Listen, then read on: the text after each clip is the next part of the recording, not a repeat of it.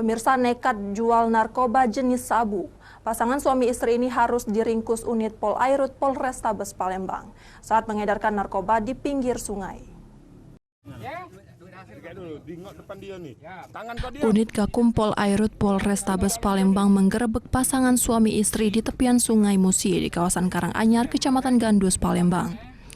Pelaku Fatmawati 45 tahun dan Ridwan 53 tahun yang merupakan residivis narkoba ini kembali ditangkap untuk kedua kalinya dengan perkara yang sama. Dalam penangkapan pasutri tersebut, petugas berhasil mengamankan barang bukti sabu dari tangan keduanya, sebanyak 30 paket yang sudah siap diedarkan. Penangkapan pelaku ini berkat adanya informasi warga yang resah melihat kedua pelaku tersebut. Dengan wajah yang pasrah, pasutri ini akhirnya berhasil diamankan ke unit Gakum Satpol Airut Polrestabes Palembang.